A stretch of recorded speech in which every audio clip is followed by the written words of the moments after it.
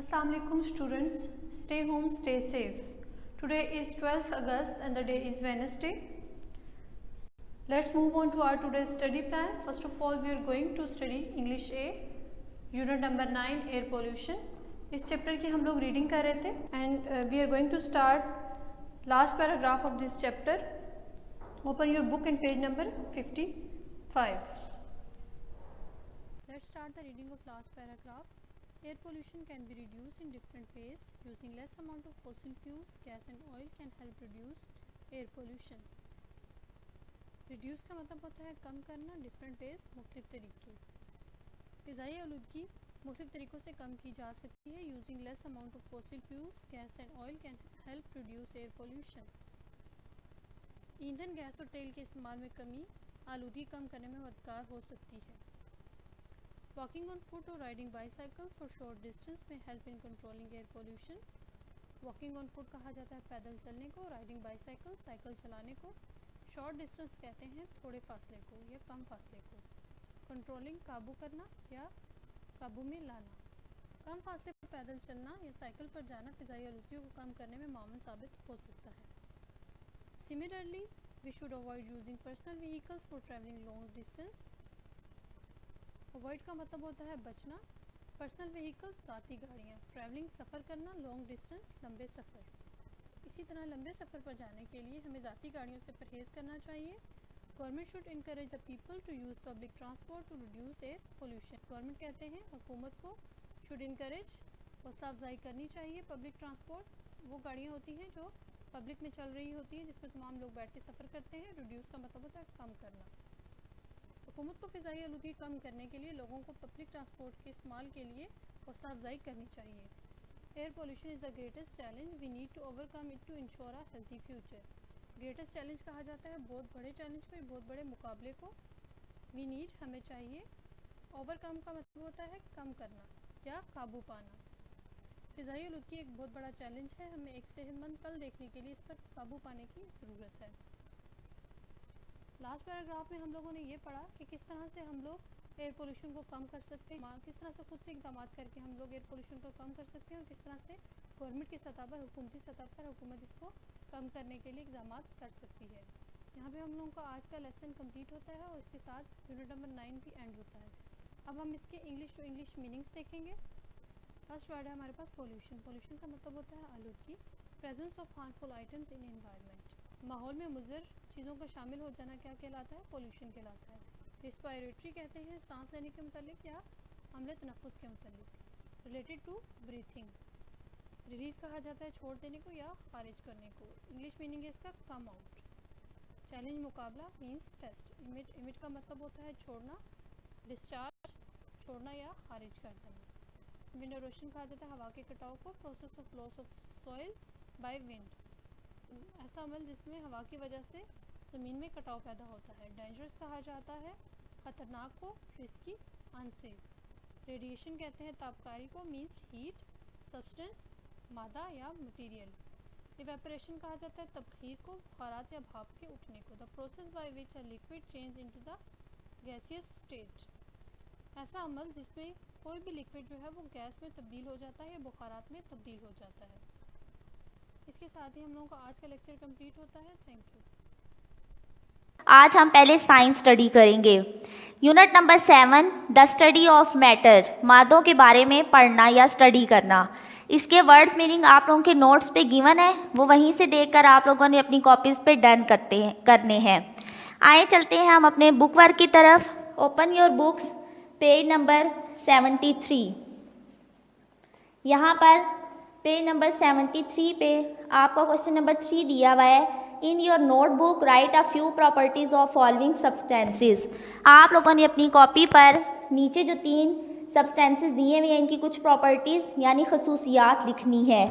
ये आपके नोट्स पे इनकी प्रॉपर्टीज़ गिवन है, वहाँ से देखकर आप लोगों ने अपनी कॉपी पे इनको डन करना है. Question number 2 give 2 properties of each of following. Salt. सबसे पहला है हमारे पास साल्ट. साल्ट की प्रॉपर्टीज़ हमने बतानी है, इसकी खसूसियात क्या क्या होती हैं. नंबर 1 क्रिस्टल्स और वाइट क्रिस्टलाइन पाउडर. ये क्रिस्टल की फॉर्म में होता है, ये वाइट क्रिस्टल पाउडर में होता है। नंबर 2 इसकी प्रॉपर्टी है ट्रांसपेरेंट एंड कलरलेस। ट्रांसपेरेंट ये शफाफ होता है और इसका कोई रंग नहीं होता। नंबर 3 इसकी प्रॉपर्टी है सॉल्युबल इन वाटर और पानी में ये हल हो जाता है। उसके बाद है फ्लोर, आटा। इसकी क्या प्रॉपर्टीज़ हैं? Functional properties of wheat flour such as swelling capacity, water absorption capacity, oil absorption capacity ETC। इसकी क्या फंक्शनल प्रॉपर्टीज़ हैं, खसूसियात हैं जो हम गंदम का आटा इस्तेमाल करते हैं उसमें ये उसकी खसूसियत होती है स्वेलिंग कैपेसिटी, वो फूलना शुरू हो जाता है।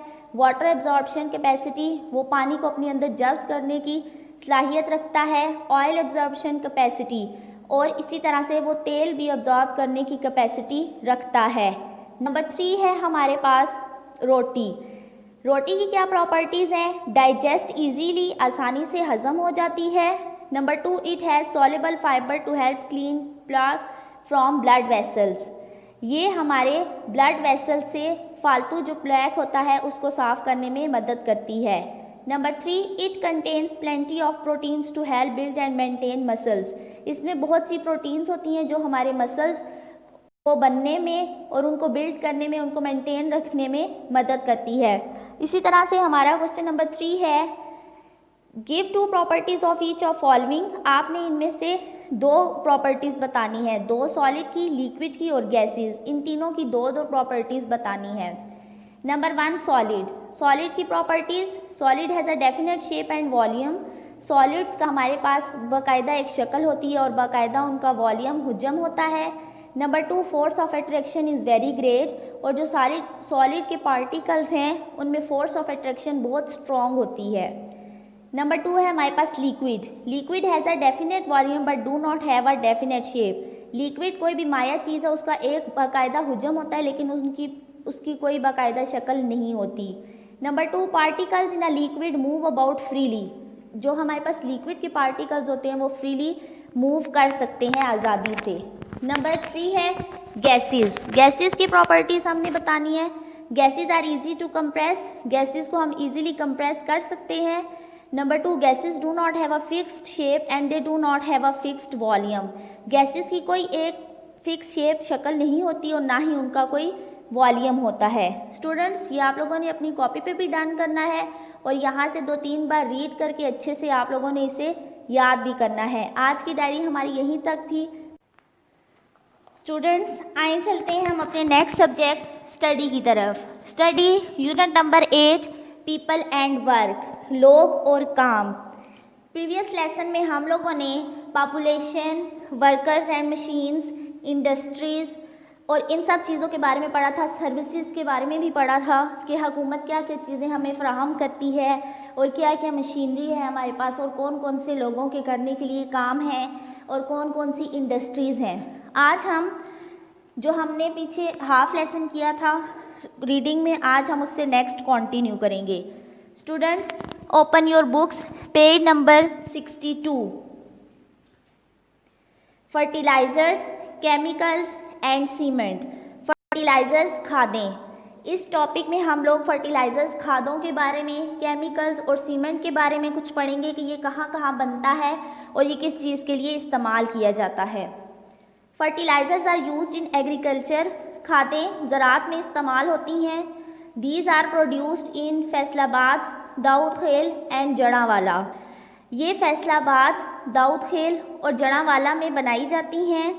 Chemicals are needed to make soap. Chemicals जो हैं वो हमारे पास अब किस लिए इस्तेमाल होते हैं, क्या चीज़ें बनाने के लिए, तो वो हमारे पास सोप, साबुन, पेपर, कागज़, textile and other goods.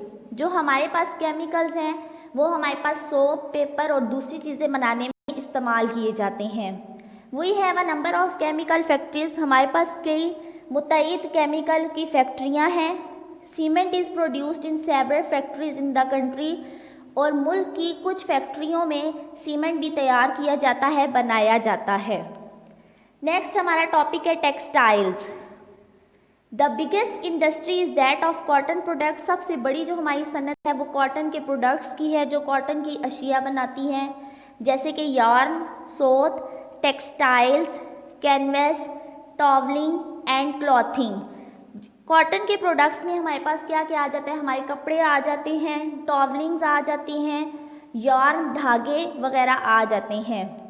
There are our 70 factories that produce woollen goods. तक यहाँ पर तकरीबन 70 फैक्ट्रियाँ ऐसी हैं जहाँ पर ऊन की अशिया बनाई जाती हैं, मतलब ऊन से चीज़ें बनाई जाती हैं, जैसे स्वेटर्स वगैरह, ब्लैंकेट्स और ये सब।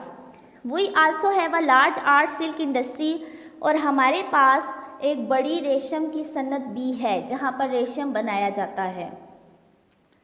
अदर इंडस्ट्रीज, दूसरी सनतें, Pakistan produces sugar, Pakistan produces बनाता है या पैदा करता है शुगर, चीनी, vegetable ghee, cooking oil and soaps etcetera. अब पाकिस्तान में और दूसरी कौन कौन सी सनतें हैं जहाँ पर, एक सनत है जहाँ पर चीनी बनाई जाती है, वेजिटेबल घी भी बनाया जाता है, कुकिंग ऑयल और साबुन वगैरह भी बनाए जाते हैं। There are many small industries called cottage industries. यहाँ पर छोटी छोटी सनतें भी हैं जिन्हें कॉटेज इंडस्ट्रीज कहा जाता है। Goods that are produced in these small units, goods जो चीज़ें या जो अशिया इन छोटी छोटी सनतों में बनाई जाती हैं उनमें शामिल है स्पोर्ट्स गुड्स, खेलों की अशिया, फर्नीचर, हैंडीक्राफ्ट, खड्डी हाथ से बनाई जाने वाली चीज़ें, यूटेंसिल्स बर्तन, एम्ब्रॉयडरी कढ़ाई, पोट्री मिट्टी के बर्तन बनाना, फुटवियर मतलब जो हम लोग पाँव में जूते वगैरह पहनते हैं वो भी बहुत सी इंडस्ट्रीज़ में बनाए जाते हैं, कारपेट्स कालीने एंड क्लॉथ्स, और क्लॉथ्स कपड़े भी बनाए जाते हैं। स्टूडेंट्स, ये था हमारे लेसन की रीडिंग। आई होप कि आप लोगों को लेसन अच्छे से समझ आया होगा। नेक्स्ट लेसन में हम लोग इसकी एक्सरसाइज कंटिन्यू करेंगे। स्टूडेंट्स, आइए चलते हैं हम अपने नेक्स्ट सब्जेक्ट मैथ्स की तरफ। आज के लेसन में हम लोग वर्कशीट नंबर 10 करेंगे। उससे पहले worksheet 9 page number 199 solve it by yourself, ये आप लोगों ने खुद सॉल्व करनी है। अब उसके बाद आ जाते हैं हम लोग वर्कशीट 10 पे। इसका देखें, open your books page number 200। इसका क्वेश्चन नंबर 1, 2, 3, 4 और 5 आप लोगों ने अपनी बुक पे सॉल्व करना है। 6 वाला है, मैं आप लोगों को ब्रीफ करती हूँ। Draw tree to show prime factors. Tree बनाना है आप लोगों ने और इसके प्राइम फैक्टर्स शो करनी है। ट्री का सबसे इजी मेथड ये है कि आप सबसे पहले जो नंबर आपको दिया हुआ है, जो भी वैल्यू दी हुई है, आप उसका एलसीएम लें और फिर आगे उसको सॉल्व करें। और दूसरा मेथड ये भी है कि आप उसका टेबल पढ़ के भी आप उसे कर सकते हैं। एलसीएम कैसे लेते हैं? 28 हमारे पास गिवन है, हम वो लिखेंगे, डिवीजन के साइन बनाएंगे। आप देखिए 2 1s are 2, 2 4s are 8, इसका मतलब है 2 14s are 28, ये हमारे पास हो गया डिवाइड। उसके बाद 14 को करेंगे, 2 का टेबल पढ़ें, 2 7s are 14, हमेशा हम लोग एलसीएम छोटे नंबर से ही स्टार्ट लेंगे, बड़े से नहीं। अब 7 जो है 2 के टेबल पे नहीं जाता, कुछ नंबर ऐसे होते हैं जो सिर्फ अपने ही टेबल पे जाते हैं, जैसे 7 1s are 7। अब देखें 2 मल्टीप्लाई 14, 2 14s are 28, ये वाला 2 यहाँ आ जाएगा और ये वाला 14 यहाँ पर। उसके बाद 14 का आगे बनाना है, 2 7s are 14, 2 multiply 7, 2 7s are 14। उसके बाद 7 का सॉल्व करना है, 7 1s are 7 आया है, 7 मल्टीप्लाई 1, 7 1s are 7। अब ये जो हमारे पास इसके ये साइड पे आए हैं ना सारे 2 मल्टीप्लाई 7, ये हमारे पास इसके प्राइम फैक्टर्स हैं। स्टूडेंट्स, आप लोगों ने ऐसे इसको ट्री को सॉल्व करना है। नेक्स्ट अपने नोट्स पे देखें पार्ट बी और सी फॉर प्रैक्टिस, ये आप लोगों ने खुद प्रैक्टिस में करना है। नेक्स्ट आ जाए question number 7, use division method to show prime factors. Division method को यूज करते हुए आप लोगों ने इसके प्राइम फैक्टर्स निकालने हैं। 142, जैसे आप लोगों ने यहाँ पे एलसीएम लिया है, सेम वही मेथड है प्राइम फैक्टर्स निकालने का डिवीजन मेथड को यूज करके। सबसे पहले मैंने आपको बताया था कि हमेशा हम सबसे छोटे टेबल से स्टार्ट करेंगे। 2 7s are 14, 2 1s are 2। आप जिन नंबर के एंड पे 0 2 4 6 या 8 आ जाए वो हमेशा 2 के टेबल पे ही डिवाइड होंगे। देखिए इसके एंड पे 2 है तो इसलिए ये 2 के टेबल में जा रहा है। 2 7s are 14, 2 1s are 2। अब 7 कुछ टेबल मैंने आपको पहले बताया था सिर्फ अपने ही टेबल पे जाते हैं। इसी तरह से 71 1s are 71 होगा क्योंकि ये और किसी टेबल पे नहीं जाता। प्राइम फैक्टर ये जो साइड पे जितने भी निकलते हैं ये आपके प्राइम फैक्टर्स होते हैं और इनके दरमियान में मल्टीप्लाई का साइन आता है। इसके हमारे पास प्राइम फैक्टर्स लिखे हैं 2 × 71। इसके देखें इसका ए पार्ट ए फॉर प्रैक्टिस, ये आप लोगों ने अपनी रफ कॉपीज पे जो है वो प्रैक्टिस करना है। स्टूडेंट्स आई होप कि आप लोगों को आज का लेसन समझ आया होगा। अगर आपको कोई भी प्रॉब्लम होती है या लेसन समझ में नहीं आता तो आप लोग व्हाट्सएप पे पूछ सकते हैं। आप लोगों ने इसकी अच्छे से प्रैक्टिस करनी है और इसको अच्छे से समझना है। ऐसे इनकी बार बार प्रैक्टिस करें ताकि वो आप लोगों को आ जाए। आज का हमारा लेसन यहीं तक था। अल्लाह।